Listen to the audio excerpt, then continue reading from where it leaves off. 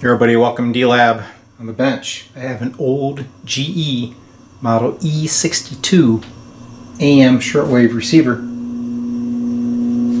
Came in doing that. So, I'm assuming we have a bad filter cap. Let's take a look around the back. Here's the back side of the radio. You can see it's extremely clean. Word is, it was totally restored. But what caught my eye is this main filter cap. The manual shows a 2-section cap, only around 10 to 20 microfarads. I'm seeing 80, 50, and there's a couple others. Somebody put in this cap. It's totally wrong for this radio. So let's get the chassis out, see what's going on. My guess is they threw in something they had laying around and it went bad. I mean, just look at that front panel. It is just pristine. Just pulled the knobs, they're clean, and there are new felts behind it. Somebody spent a lot of time on this radio. Alright, speaker cable's unplugged. It's time to pull the chassis. You're seeing this as I see it. There's the front. Ooh, and there's the bottom. So much for a complete restore. Oh boy. Yeah, I got some work to do on this one. So as they say, appearances can be deceiving. We got a lot of the original waxers. I see a couple resistors have been changed. This floating filter cap got my attention. Hey, remember that cap on top? Well, there it is. The leads are cut right off, abandoned in place. So first thing I'm going to do is go ahead and get this mess out of here, install a new filter cap, and then we'll try to power it up and see where we are from there. Well, I think I know why it's humming. I pulled the tape back. Look at the negative wire. The guy was really good at cabinetry work, but terrible at electronics. Alright, let's see what I can do about this. So take a look at this. This is one of those Ritchie caps, which I don't use, but it has the right ratings. 16 microfarad at 500 volts. But then look at the 4-section cap that's on the chassis. I don't know what was going on there, but this obviously was never supposed to be on this radio. Let's get that removed. Alright, popped off that old filter cap. What a mess that thing was. But take a look. You got this bracket. It's obviously original. And then this tiny little hole in the chassis. That makes no sense. I'm going to be installing one of these ARS dual section filter caps. But we're going to have to open up the hole on the chassis. And this bracket is too big also. So got a little bit of work to do. Okay, we got that little bracket off. I have a new one. It's going to go into place and it's the right diameter. But now I got to get a hole punch and widen out that so it fits the filter cap properly. So this is a 1 3/16 Greenlee punch. I brought in the cutting piece underneath, and I'm simply now going to take a wrench, start turning, pop that thing through, and then we'll have the right size hole. Alright, I've got the cap in place. I tack soldered it to the terminals because I just want to see if the hum problem's gone. And then of course I'm going to have to recap this whole radio. Well, now that I know that the radio has not been recapped and there's no fuse inside, I'm going to bring it up on a variac so I can catch anything that may go wrong. There's about 90 volts applied. I'm assuming this is volume.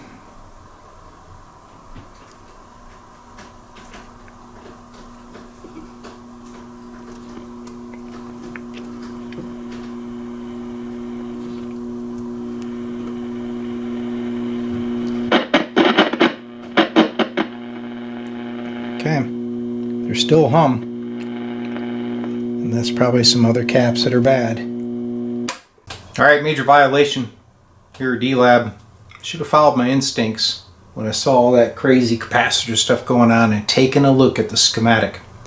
Turns out that the main filter cap that used to be in the radio actually had two separate filter caps, and they each had a negative.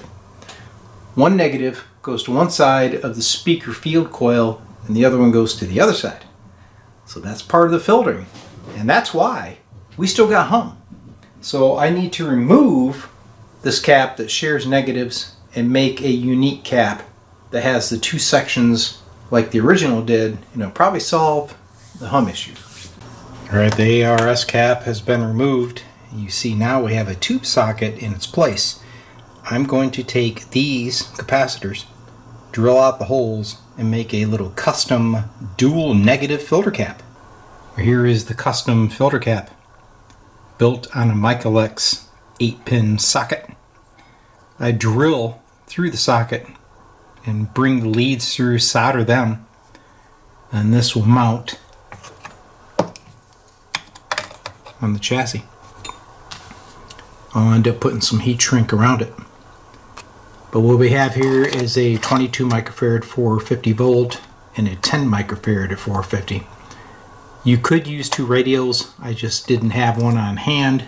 I had this one laying around, but okay, keep the cost down. So I'm gonna mount this up, wire it, and see if the hum's gone. I got the new filter cap in, brought the radio up on a variac at about 110 volts input. Volume's all the way down. There's no hum. For listening, for praying, and giving. The radio is receiving. So it was quite the task. Getting that filter cap wired in. It's pretty tight in there. But I was able to get it accomplished. Next thing, you got to get all those wax caps out of here.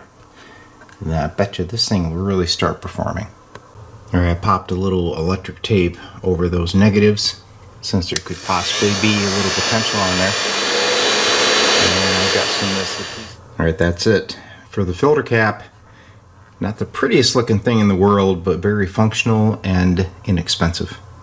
Okay, it's time to change out those wax caps and add a fuse to the radio. Now I'm not able to get my camera in here while I'm changing these parts, but I will cut back and show you guys my progress. So here is the line cord. Somebody just wrapped it in electric tape, and this cap is actually strapped across the line and neutral. It's like a 2-section 0.01 microfarad cap. So what I plan to do is clean this up a little bit, maybe land a terminal board to make wiring easy. I'm going to land a 3 AG fuse holder inside of the wall here. Alright, the AC input is cleaned up, installed a 1 amp fuse. This is the neutral wire coming out of the power transformer. It was extremely brittle, so I landed this terminal board to secure that wiring, and of course the line cord. Fuse is behind the terminal board, but it is accessible. Well, now I'm going to start the recapping. See, we got one hidden back here. This 0.01 is the coupling to the volume control. Check this out. Just spinning away.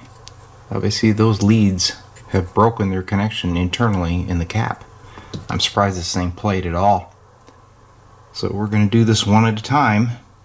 I will replace the caps with leads going to sockets if I can get to them. If not, I'll be cutting them and using J-hooks because I do not want to damage this receiver. Okay, we're recapped. I'm listening to it right now, monitoring the negative bias going to the 6F6. CBS News Brief, I'm Michael Wallace. Never have I ever called my sister from the finish line of my first marathon. There's no antenna, just using my fingers. You won't believe where I am. That's a good sign. So I always watch this negative bias level, because on these radios, if something goes wrong, that bias will drop, and then your output tube will smoke. Carry me to the car. Share every stride, every mile, every memory on America's best network. Switch. So we're going to have to let her bake for a while. Make sure there's no problems. But there's all the new caps. 24-month bill credits and 2 eligible boardings on Essentials 55 Plus for well-qualified customers. She looks pretty good. So the radio is working well. I'm pretty happy with its performance so far. Next thing I need to address are these leads that are just hanging out of the back of the radio. This was for the antenna. So there's a low side and of course the high side going to a coil inside the radio. But this is going to be very inconvenient for anybody to try to connect to. So I think what I'm going to do is install a pair of banana jacks on the back. Okay, you can see the two wires I clipped off. And that is the hole in the chassis above it. It's going to be very difficult to try to install an antenna jack there. So I'm going to move it over here where it's easier to get to and I won't actually hit any components in the process. Alright, there's our new antenna binding post installed. This is antenna high and antenna low. On the schematic they call this G, which you would assume is ground, but it is not. This is actually a floating system that goes to a coil on the input of the RF stage. Recapping is complete. This old radio was pretty fragile to work on. The wiring is very brittle. The thing I wonder though is somebody got in here and they rewired the IF cans, they rewired all the filament circuits. Obviously the old wiring had insulation falling off of it, which you would expect. But why didn't they change the caps? He put in new resistors. Nice wiring job, but left the old wax caps in there. It's okay, it gave me a project, but it is a mystery. Website WQXC.com.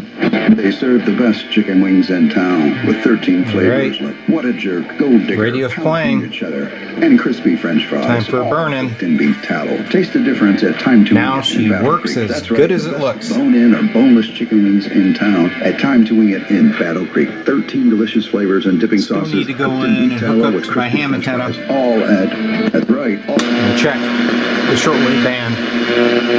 But it sounds like it's alive. Have you heard about this? Mr. Don Soda Fountain Society. Unlimited coffee and soda, just $14.99 a month. We'll get the ultimate, add a milkshake. A very enjoyable project. It's always good to hear these old radios sing again. Seriously, if you're not in this club, what are you doing? It's like level... What was that? My cat was making noise. Better to have and not need versus need and not have, a smart man knows. Oh, definitely. Yep. Yeah. And the snowblower is ready to go, so bring The it on. shortwave band is working. All right, I'll be...